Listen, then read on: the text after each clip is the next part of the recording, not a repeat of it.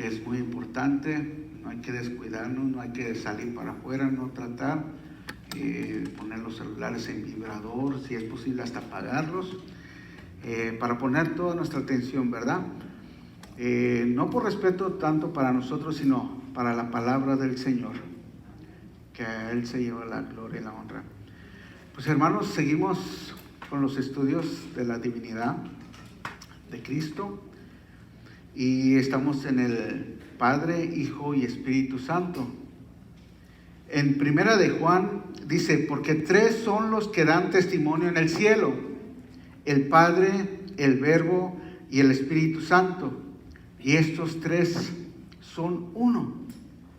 Este podríamos decir lo que es un versículo importantísimo, es un versículo base que estamos tomando, yo creo que muchos de nosotros, de los que estamos pasando aquí, porque no debe de haber confusión, porque no hay que separarlos, porque fueron tres tiempos separados, no fueron tres tiempos al mismo tiempo, porque de donde venimos, yo soy católico, lo dividen, hermanos, Padre, Hijo y Espíritu Santo, como si fueran tres personas diferentes, pero se contradicen y dicen, pero es un solo Dios, pero lo dividen. No, son tres tiempos, son los que dan testimonio en el cielo: el tiempo del Padre Creador, el tiempo del Hijo Redentor, el que vino a pagar el precio de nuestras almas, hermanos, y el tiempo del Espíritu Intercesor, que están actualmente. Son tres dispensaciones que testifican de un Dios, de un solo Dios. Porque ¿cuántos tronos hay en el cielo? Hay solamente uno. No hay uno para el Padre, no hay uno para el Hijo y otro para el Espíritu Santo, y mucho menos si lo quieren poner una paloma, ¿verdad? Sería una blasfemia, ¿no? Todas las cosas que conciernen a la divinidad de Dios están reunidas en Cristo, como dice Efesios del 1, 9 y 10. Si abrimos nuestras Biblias, Efesios capítulo 1, versículos 9 al 10, y dice: dándonos a conocer el misterio de su voluntad según su beneplácito, el cual se había propuesto en sí mismo de reunir todas las cosas en Cristo. Una vez más, de reunir todas las cosas en Cristo, en la dispensación del cumplimiento de los tiempos.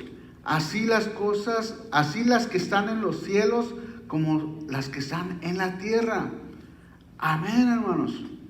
En Cristo están reunidos todas las cosas. Hay muchas personas que quieren conocer a Dios. Tienes que conocer a Cristo, porque no se nos ha dado otro camino, hermanos. Para nosotros solamente es Cristo, el camino, la verdad y la vida. ¿Usted quiere conocer a Dios? Debe de conocer a Cristo. Él es la imagen visible del Dios invisible, el resplandor de su gloria. No es la casi resplandor, es el exacto, exactamente.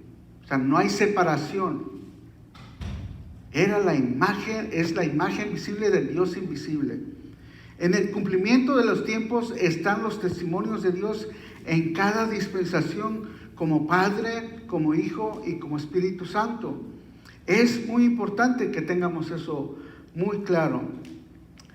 El apóstol Pedro tuvo la revelación de que no son tres personas, o que se puede dividir. Por eso en Hechos 2:38 dijo estas palabras: arrepentíos, bautícese cada uno de vosotros en el nombre de Jesucristo para perdón de pecados y recibiréis el don del Espíritu Santo.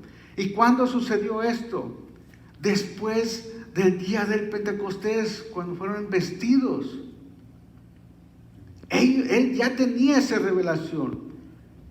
Y no era la primera vez que el apóstol Pedro tuvo esa revelación. En Mateo 16, del 13 al 17, cuando Cristo preguntó, ¿quién dicen los hombres que el hijo quién es el Hijo del Hombre? ¿Qué dicen las personas que quién es el Hijo del Hombre?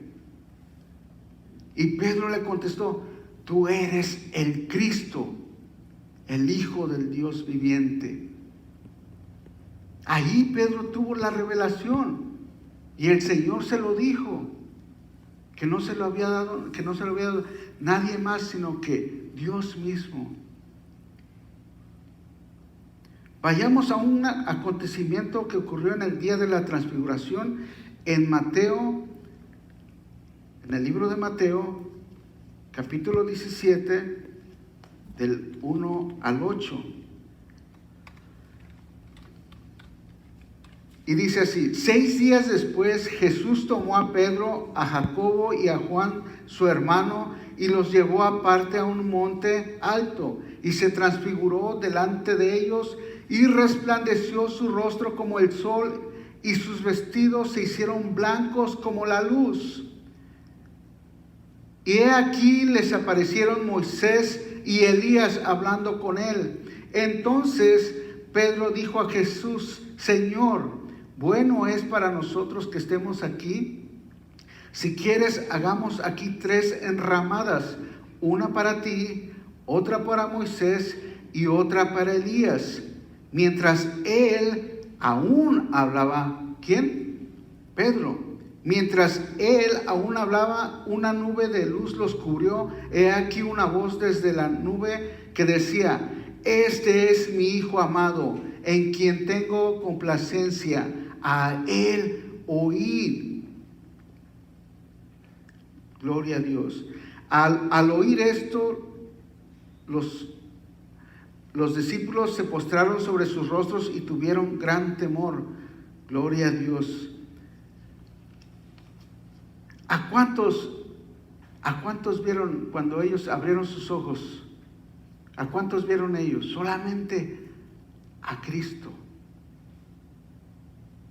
Porque Pedro ya se estaba dando ideas, pero Dios mismo lo interrumpió. Cuando dice que mientras él aún hablaba, una nube descendió y comenzó esa palabra a decirle: este es mi Hijo amado, a él oíd. Un ejemplo perfecto, que solo pongamos nuestra mirada en Jesucristo, porque en Él, ¿en quién? En Cristo, en Él están reunidas todas las cosas en las dispensaciones del cumplimiento de los tiempos. Gloria a Dios. Y así lo dejo por ahorita. Ahorita no les quiero quitar mucho tiempo a mis hermanos, porque yo sé que vienen bien preparados. Va a estar pasando nuestra hermana Andrea Navarrete, y así mismo estará pasando mi hermano Celaya.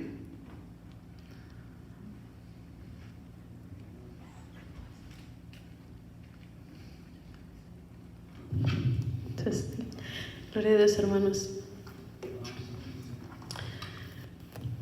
Gracias, hermano Trujillo, por darme la oportunidad. Estoy un poquito nerviosa, so help me. A este estudio le titulé 2 voluntades, Dios no puede ser dividido. Hoy voy a hablar sobre la divinidad, como dijo el hermano Trujillo. Y mi misión en este estudio fue comprobar que Dios no puede ser dividido, como lo creen los trinitarios. Al comenzar a escribir este estudio pensé que iba a ser rápido y fácil. Por eso es mejor no hablar a veces, porque dije, eso ya me lo sé, desde chiquita he escuchado eso y dije, es un tema simple. Pero cuando empecé a indagar y a pensar sobre el tema, me di cuenta que es tan complejo y profundo este tema.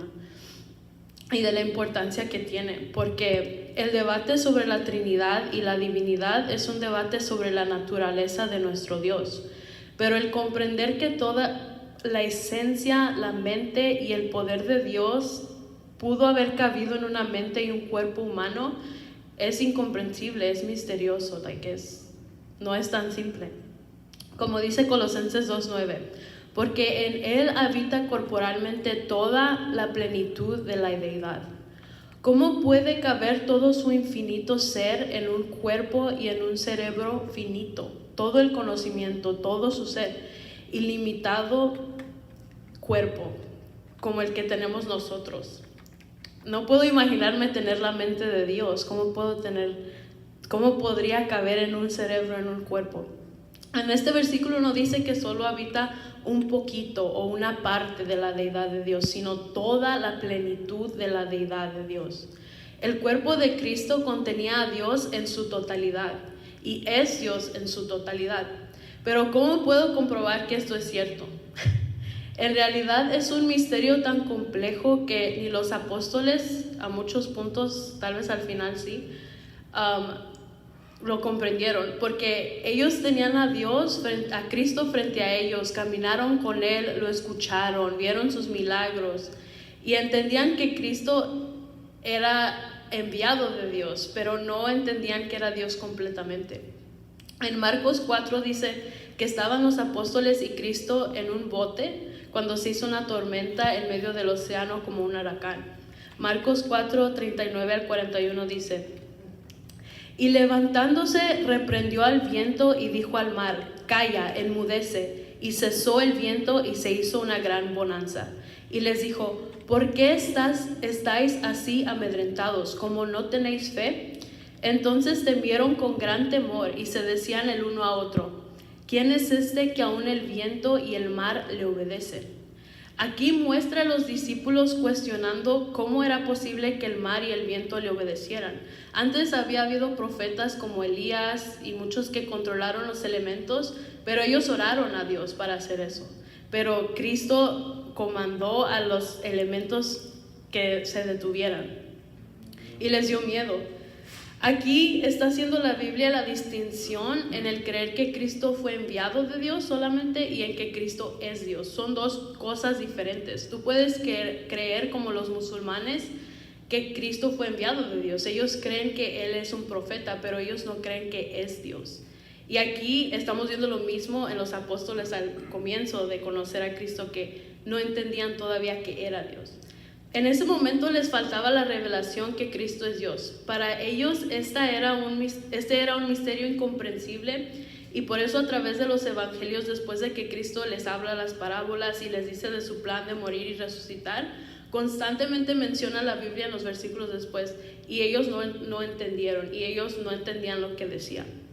Aún hasta el final, algunos apóstoles no querían dejar que Cristo se entregara y sufrieron al verlo arrestado y crucificado.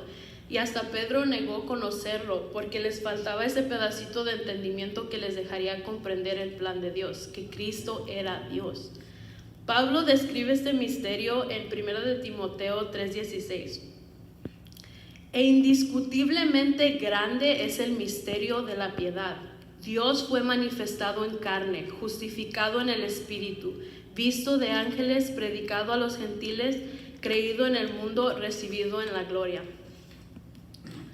Pablo dice que el hecho que Dios fue manifestado en carne es un misterio de piedad. La llave para comprender la razón por qué Cristo se hizo carne es la piedad. ¿Qué es la piedad? La piedad significa el cumplimiento total de los mandatos de Dios, sin ninguna desviación. La piedad es el cumplimiento total de la voluntad de Dios sin error, santidad total. El ser santo, el ser bueno, el ser correcto, el ser moral, todo esto está ligado a la voluntad de Dios. Algunos filósofos preguntan, ¿por qué es pía la piedad? O sea, ¿por qué es santa o por qué es correcto lo que es correcto? ¿Porque Dios lo mandó o Dios lo mandó porque ya es correcto? Y la respuesta es, lo correcto es correcto porque Dios lo mandó. Entonces, esa es la piedad, cumplir la voluntad de Dios perfectamente. ¿Por qué tendría un Dios perfecto, sin pecado o error, que venir a cumplir sus propios mandatos y voluntad? Porque en el jardín del Edén, Satanás creó una circunstancia en la cual Dios no tuvo autoridad y sus mandatos no fueron cumplidos. Él creó una situación para dar a luz la impiedad. Satanás trastornó el libre albedrío que Dios le dio a los humanos para producir el pecado y en consecuencia la muerte. Como a Adán y Eva les fue dada su propia voluntad, entonces solo ellos tenían la autoridad sobre decidir mantenerse en la voluntad y los mandatos de Dios. Pero ellos con su autoridad, con su voluntad, sobre sí mismos escogieron decidir en contra de los mandatos de Dios y practicar la impiedad. La debilidad de Adán y Eva los llevó a hacer su propia voluntad separada de la voluntad de Dios y dieron a luz al pecado y en consecuencia a la muerte. El pecado de Adán fue que no hizo la voluntad de Dios, no fue el acto en sí, pero fue que él hizo su propia voluntad. En ese momento él como que desarrolló su mente y tomó su propia decisión separada de la de Dios. Entonces en ese momento da luz a la impiedad, da luz al pecado, a todo lo que sabemos. Dios no creó el pecado ni la muerte, porque la muerte es separación de Dios y de su voluntad. Los humanos escogieron separarse de la voluntad de Dios y morir por su propia voluntad. Entonces Dios no tuvo autoridad sobre destruir el pecado. El hecho de que Dios no creó el pecado, de que Dios no creó la muerte, eso le quita la autoridad, porque Él no puede decidir que no muera, que no pequen, porque está en su decisión. Pero ¿por qué Dios no simplemente perdonó el pecado original en ese momento? ¿Por qué no nos ahorró el drama de la humanidad y borró la condena de muerte? Porque Dios es perfecto. Dios no tiene contradicción, Dios no tiene error, porque Dios es un Dios tan justo e íntegro que se ocupa de cumplir sus propias reglas.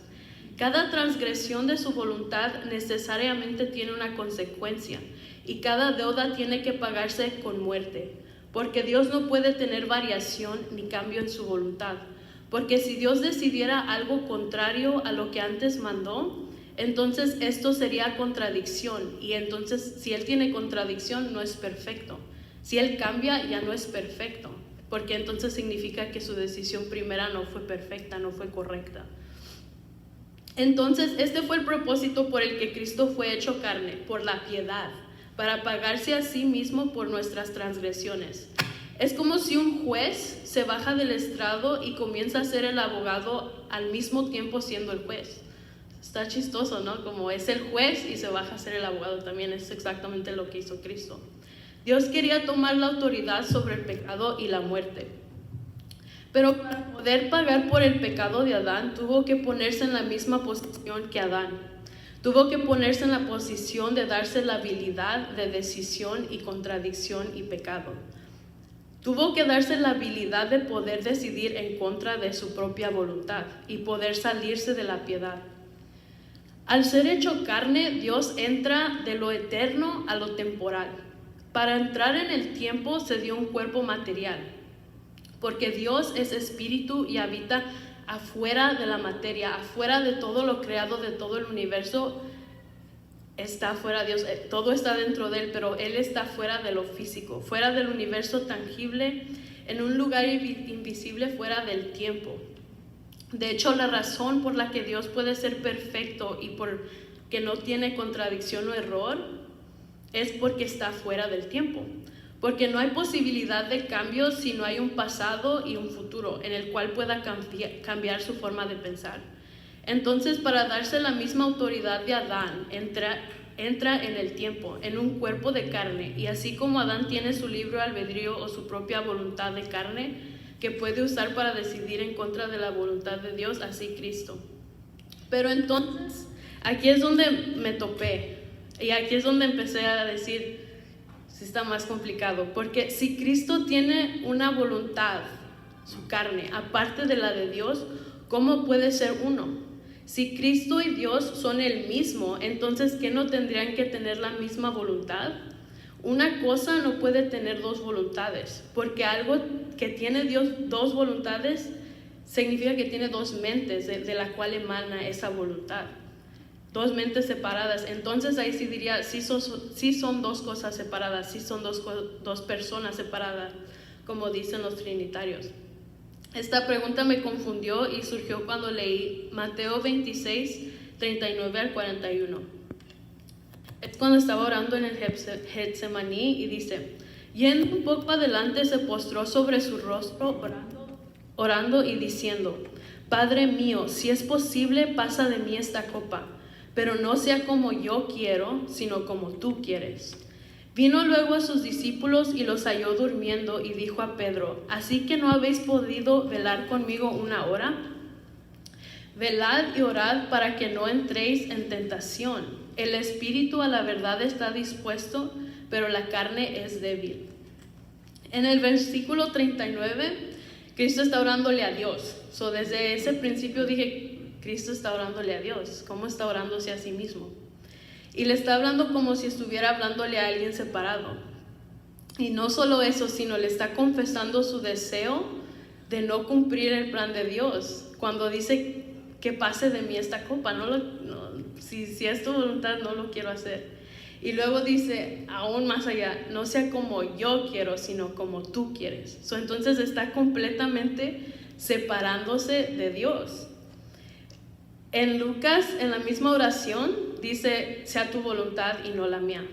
Entonces aquí es donde para mí, como dije, se puso complicado probar que Cristo y Dios son el mismo.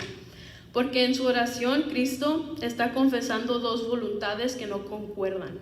Dice, no sea la mía, sino la tuya. O sea que son diferentes voluntades. Entonces, si Cristo es Dios y en Él está toda la deidad de Dios, ¿cómo es posible que Cristo quiera algo diferente que Dios? La respuesta está en lo que dijo Cristo en el versículo 41 de ese mismo donde leí. Dice, el espíritu a la verdad está dispuesto, pero la carne es débil. Este versículo está especificando la separación entre el deseo del espíritu y de la carne. Si vamos a Romanos 7:18 dice, y yo sé que en mí esto es, en mi carne no mora el bien, porque el querer el bien está en mí, pero no el hacerlo. Porque no hago el bien que quiero, sino el mal que no quiero, eso hago. Y si hago lo que no quiero, ya no lo hago yo, sino el pecado que mora en mí. Así que queriendo yo hacer el bien, hallo esta ley, que el mal está en mí. Porque según el hombre interior me deleito en la ley de Dios.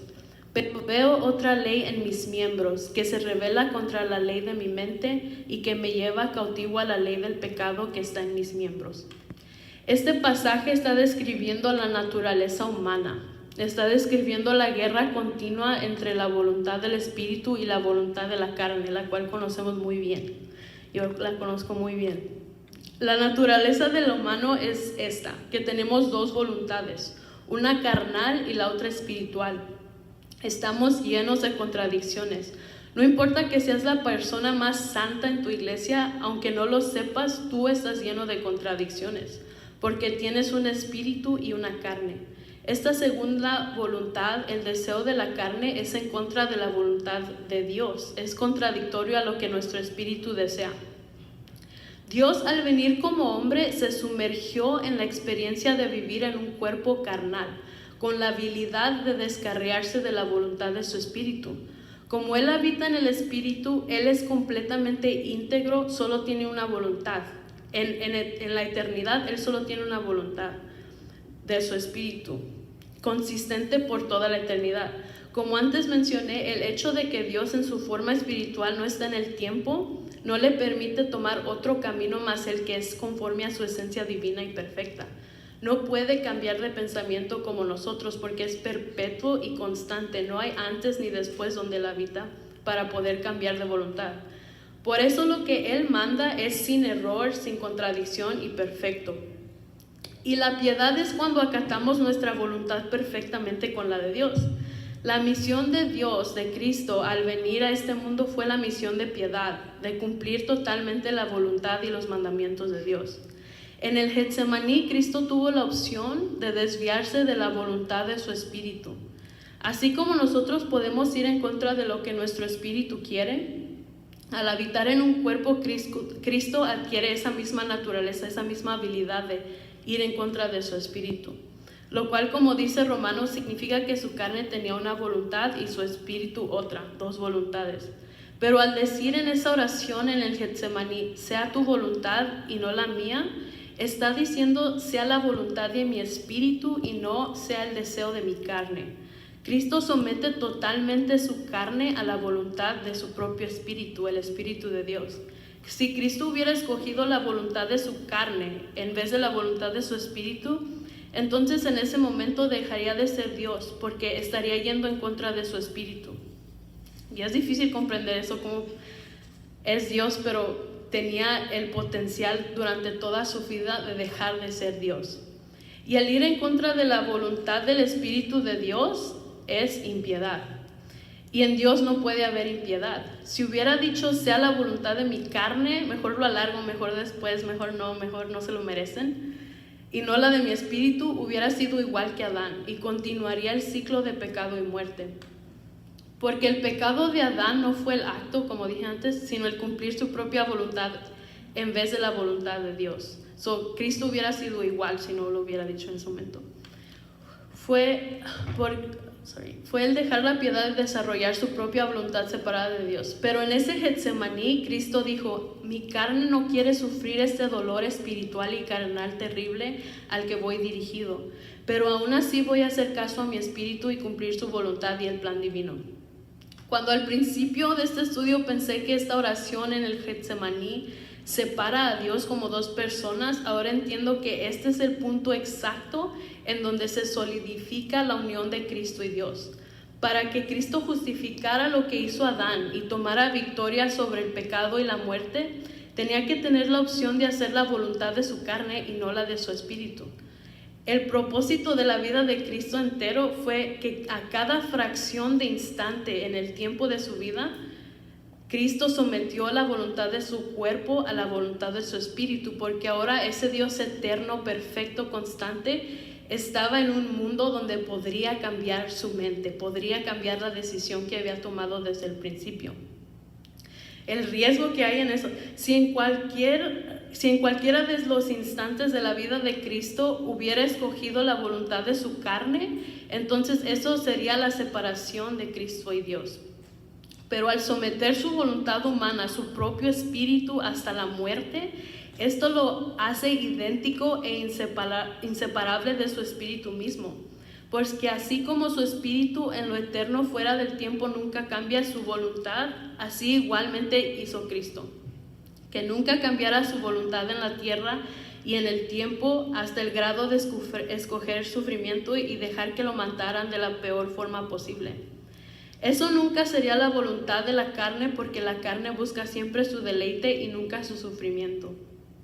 Cristo y Dios son uno, porque tienen la misma voluntad, y esa es la razón por la salvación, que Cristo pudo mantenerse íntegro y cumplir la piedad, acatando su voluntad humana a la de su espíritu. Y de esa forma pudo vencer el pecado, que es el desvío de la voluntad de Dios, y la muerte, la separación de Dios. Cristo permite que la humanidad tenga la posibilidad de ser uno con Él, así como Cristo acatando nuestra voluntad humana al Espíritu de Dios. Como dice 1 Corintios 15, 24 al 28. Luego el fin, cuando Cristo, hablando de Cristo, entregue el reino al Dios y Padre, el Espíritu, cuando haya suprimido todo dominio, toda autoridad y potencia, porque preciso es que Él reine hasta que haya puesto a todos sus enemigos debajo de sus pies. Y el postrer enemigo que será destruido es la muerte, porque todas las cosas sujetó debajo de sus pies. Y cuando dice que todas las cosas han sido sujetas a Él, a Cristo, claramente se exceptúa aquel que sujetó a todas las cosas, a su espíritu. Pero él, luego que todas las cosas le estén sujetas, entonces también el Hijo mismo se sujetará al que le sujetó a Él todas las cosas, para que Dios sea todo en todos. Muchas palabras. Este versículo dice exactamente lo que relaté, que Cristo se hizo humano para tomar autoridad sobre la muerte. y usó su forma corporal para darse a sí mismo la autoridad sobre lo que le faltaba, la muerte. Dice que Cristo puso a todo debajo de sus pies, así que tomó autoridad sobre todo. Y luego dice que a lo único que no puso debajo de sus pies fue a Dios en espíritu, que le permitió a Cristo poner todo debajo de sus pies, porque si en el espíritu de Dios, Cristo no hubiera podido vencer. Entonces, cuando venció a la muerte, cuando cayó la última gota de sangre y expiró y resucitó, en ese momento su cuerpo cumplió la voluntad de su espíritu en su totalidad y se sujetó o se unió, en otras palabras, Cristo, la carne, a Dios espíritu por toda la eternidad, porque ya se cumplió, ya no hay forma de cambiar. Por eso dice, entonces también el Hijo mismo se sujetará al que le sujetó a él todas las cosas.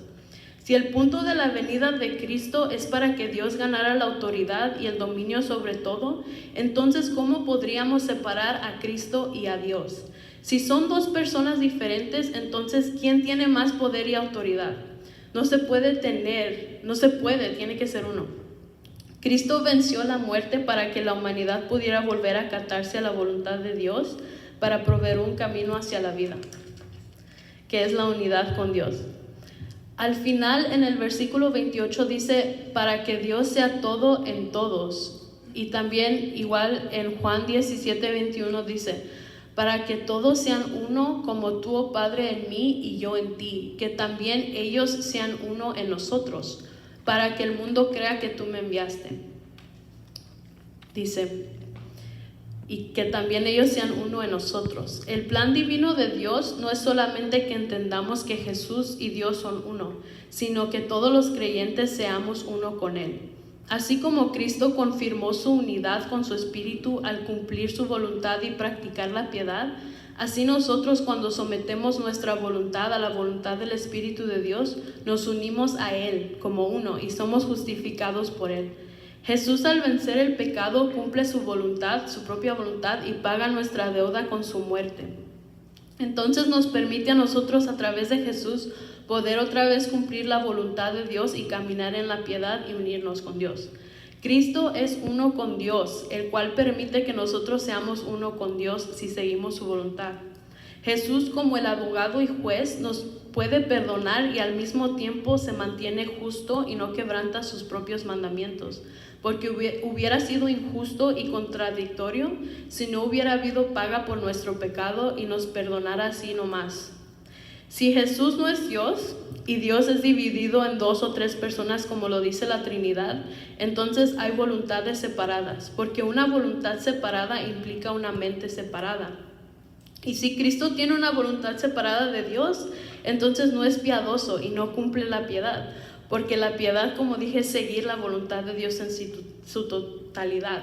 Si Cristo carnalmente cumple su propia voluntad, separada de la voluntad del Espíritu de Dios, entonces no se estaría cumpliendo la voluntad de Dios, porque solo hay una voluntad que es perfecta. Y no es perfecto y no es íntegro y tiene contradicción. Y si Cristo al no cumplir la voluntad de Dios no cumple la piedad, entonces no podemos decir que la humanidad fue justificada.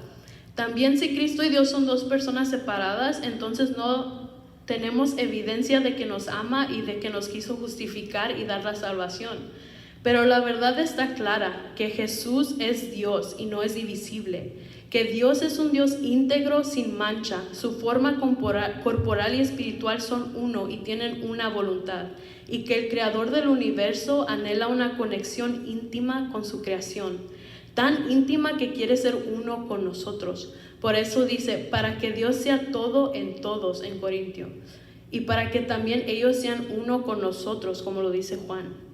Esta es la razón por la cual Dios usa la metáfora de la novia para describir a la iglesia. Así como el novio y la novia se unen en matrimonio y se hacen una sola carne, así también el propósito de Dios es que su iglesia sea uno con Él y tengamos comunión perpetua con Él a través de Cristo. Como dice Isaías 54:5, porque tu esposo es tu hacedor, el Señor de los ejércitos es su nombre, y tu Redentor es el Santo de Israel que se llama Dios de toda la tierra. Si Cristo pudo tener una voluntad separada al ser una persona separada de Dios, Entonces, ¿qué impide que nosotros los humanos tengamos voluntades separadas? ¿Por qué sería incorrecto que no hagamos la voluntad de Dios? Dios quiere que todo esté dentro de Él, quiere tener conexión íntima, armoniosa con toda su creación. Si hay personas separadas en Él mismo, entonces no tendría sentido que Dios quisiera que su creación se uniera y no sea separada. Dios quiere que la voluntad de nuestra carne sea su voluntad, de su espíritu. Que nuestro espíritu sea el mismo que el que sopló en nosotros desde el principio de la creación. Que nuestra mente sea la misma mente de Él. Así que si no creemos que Cristo es Dios y que son dos personas separadas, entonces ¿cómo podemos comenzar a comprender que nosotros podemos ser uno con Dios? ¿Cómo podemos creer en el amor tan tierno de Dios que quiere que seamos totalmente uno con Él? No tiene sentido ni propósito la Biblia entera, ni la vida de Cristo, ni el amor de Dios, si no creemos que Cristo es Dios. Porque todo eso depende, toda la doctrina depende de que Cristo y Dios sean uno. No hay justificación, no hay salvación si Cristo no es Dios. Porque si Cristo no es Dios, entonces no se cumplió el misterio de la piedad. Gracias a Dios que podemos entender que Jesús es Dios, que tiene una voluntad. Y gracias a Dios que tenemos un camino para rendir nuestra voluntad carnal y cumplir la voluntad de Dios para ser uno con Él. Gracias a Dios por su amor. Para concluir, voy a leer Ezequiel, donde describe este amor. Dice Ezequiel 16, 8 a 14. Y pasé yo otra vez junto a ti y te miré, y he aquí que tu tiempo era tiempo de amores. Y extendí mi manto sobre ti y cubrí tu desnudez. Y te di juramento y entré en pacto contigo, dice Jehová el Señor. Y fuiste mía. Te lavé con agua y lavé tus sangres encima de ti y te ungí con aceite. Y te vestí de bordado, te calcé de tejón, te ceñí de lino y te cubrí de seda. Te atavié con adornos y puse brazaletes en tus brazos y collar a tu cuello. Puse joyas en tu nariz y zarcios en tus orejas y una hermosa diadema en tu cabeza. Así fuiste adornada de oro y de plata, y tu vestido era de lino fino, seda y bordado. Comiste flor de harina de trigo, miel y aceite, y fuiste hermoseada en extremo. Prosperaste hasta llegar a reinar, y salió tu renombre entre las naciones, a causa de tu hermosura, porque era perfecta, a causa de mi hermosura, porque yo puse sobre ti, dice Jehová el Señor. Amén. Ese es todo el estudio, hermanos. Que Dios los bendiga.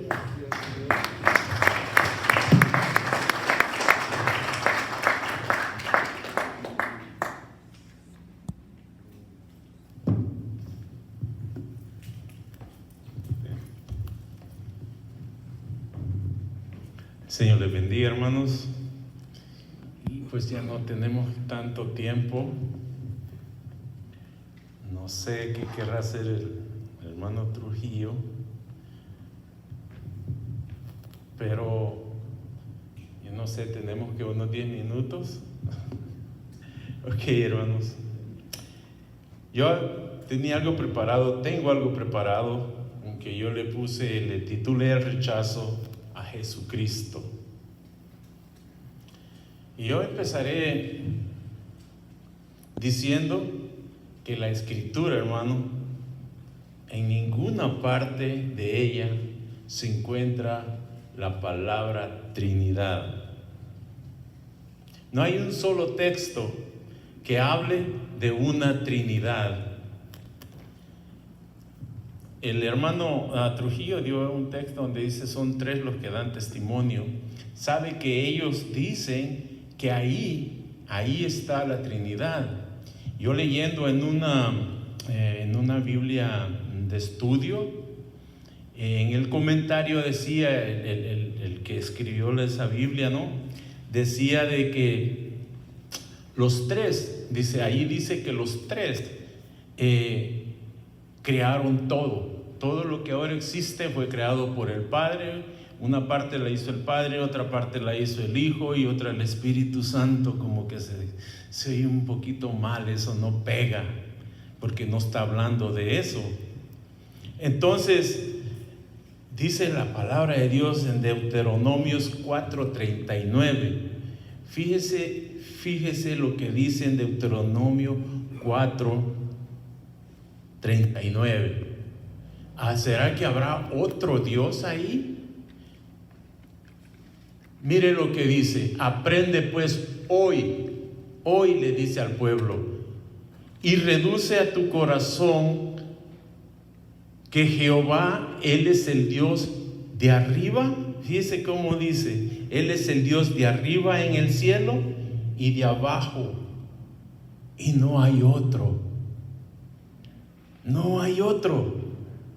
Entonces, ¿cómo se puede hablar de una Trinidad? Ellos dicen Dios Padre, Dios Hijo y Dios Espíritu Santo son tres. A él dice, fíjese cómo se contraría. Él dice, Él es Dios de arriba de los cielos y no hay otro, y de aquí abajo y no hay otro. Veamos el mismo libro de Deuteronomio, capítulo 32, versículo 39.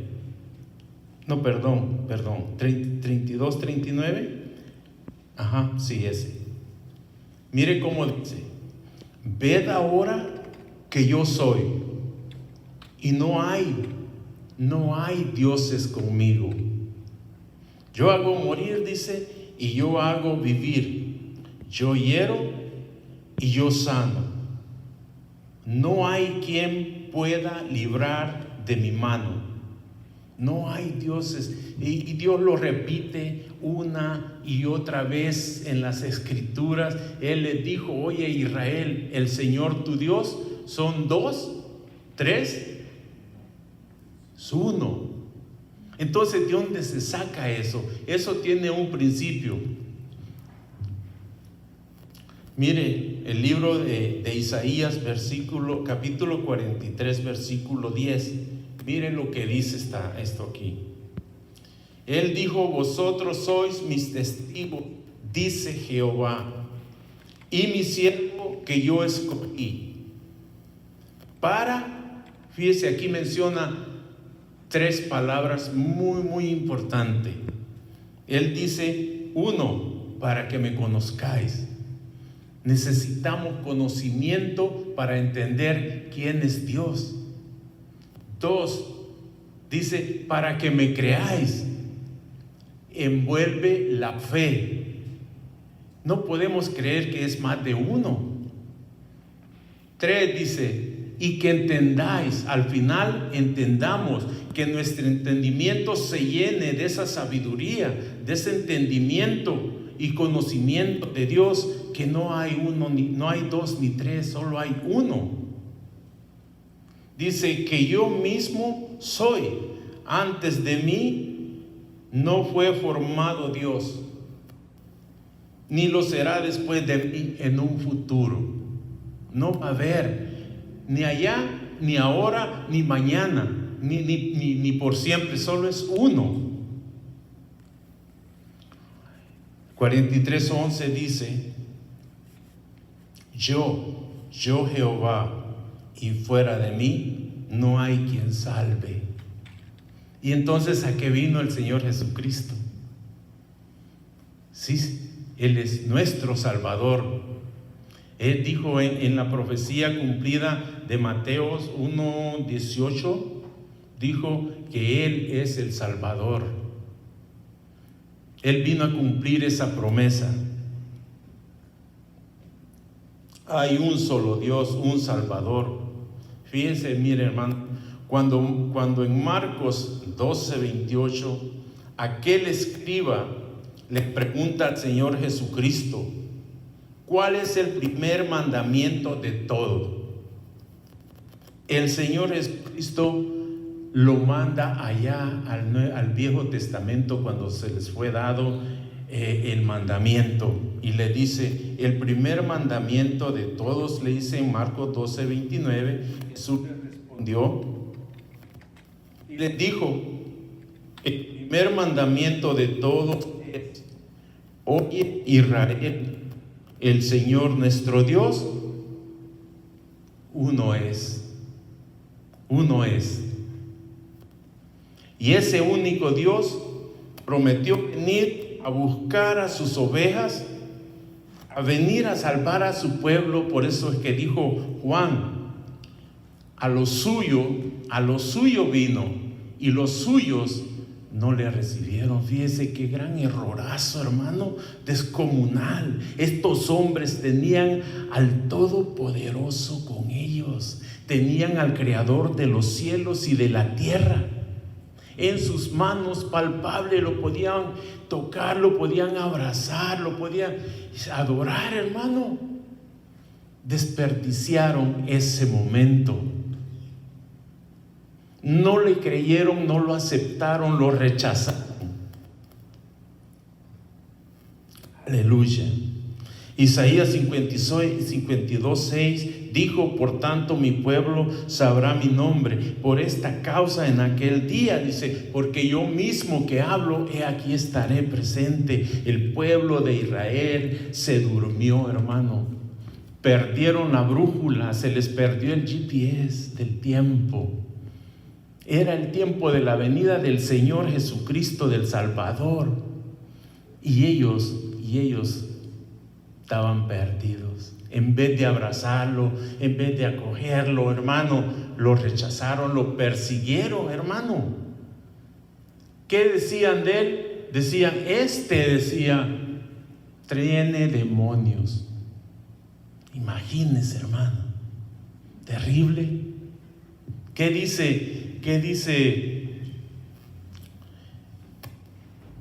dice Juan 1:1? Fíjese bien, en el principio era el verbo era con Dios y el verbo era Dios.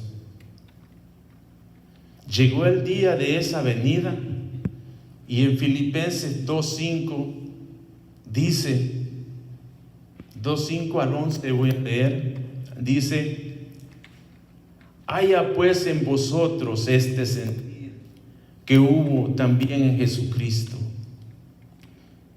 el cual, fíjese, mire hermano, el cual siendo en forma de Dios, no estimó el ser igual a Dios como cosa a que aferrarse. En el 7 dice, sino que se despojó a sí mismo, tomando forma de siervo, hecho semejante a los hombres.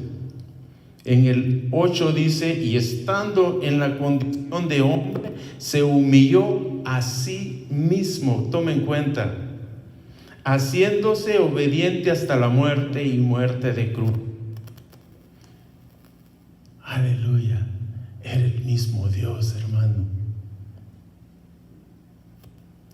El Señor Jesucristo se encontró con muchos problemas el día que Él vino por primera vez a este mundo. Esperamos la segunda.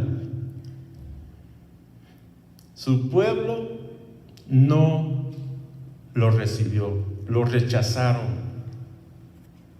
Hermanos, ellos tenían al Creador de todo lo que existe.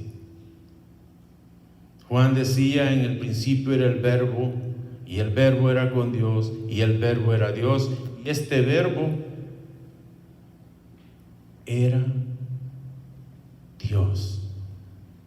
Todas las cosas, dice en el 1:3 de Juan, todas las cosas por Él fueron hechas, sin Él nada de lo que fue hecho, nada de lo que ha sido hecho fue hecho. En Él estaba la vida, y la vida era la luz de los hombres, mas ellos no le recibieron. Yo creo que vamos a parar aquí, y si me da la oportunidad el hermano, la próxima vez termino con esto. Amén. ¿Estamos así? Porque veo que como que se me están durmiendo. Gloria a Dios. Hermano, Señor les bendiga.